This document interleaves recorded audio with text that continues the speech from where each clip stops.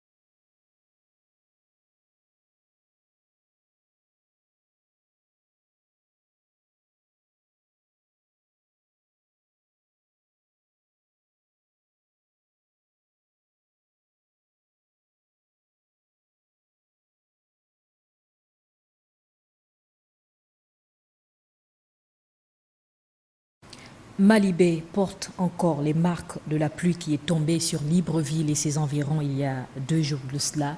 Dans cette partie du nord de Libreville, les pertes matérielles s'évaluent en millions. Wilfried Biga et Marlise Mengue ont rencontré certains sinistrés.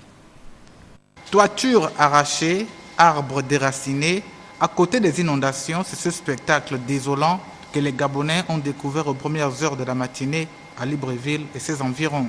Conséquence de la forte averse, procédé d'un vent violent, ces dommages au quartier Malibé, dans la partie nord de la capitale, ont incité certaines victimes à effectuer personnellement des réparations. Sur l'orage d'hier, la nuit, ça est venu ici. Avec tout ce vent-là, ça a balancé des arbres dessus sur la maison. Ils sont en train de changer la toiture, de faire les travaux. J'ai pris les machines pour découper ici, pour enlever les arbres qui étaient là. À quelques encablures de là, un autre sinistré, visiblement affligé, évalue les dommages dans son périmètre de vie. J'ai perdu pratiquement tous les instruments de mon orchestre et il y a d'autres effets aussi au niveau du local. Bon, c'est peut-être un peu regrettable qu'on n'ait peut-être pas eu des prévisions fiables, mais les dégâts sont quand même graves parce que je ne suis pas moins de 10 millions de pertes. Je vais m'arranger à voir ce qu'on peut repêcher. Ce compatriote a rebondi pour fustiger l'absence d'une station météorologique partant d'un bulletin prévisionnel à même de lancer des alertes. Si on avait eu des prévisions à partir de 19h, on aurait pris des dispositions. Il n'y a pas de prévision, ça nous a surpris à 21h. On ne pouvait même pas sortir de la maison. Il y avait des vents forts de près de 100 km/h. On fait comment? Alors donc là, il faut mettre des moyens au niveau de la météo pour prévenir ce genre de catastrophe. La problématique est ainsi dévoilée, vivement que cet appel trouve un écho favorable.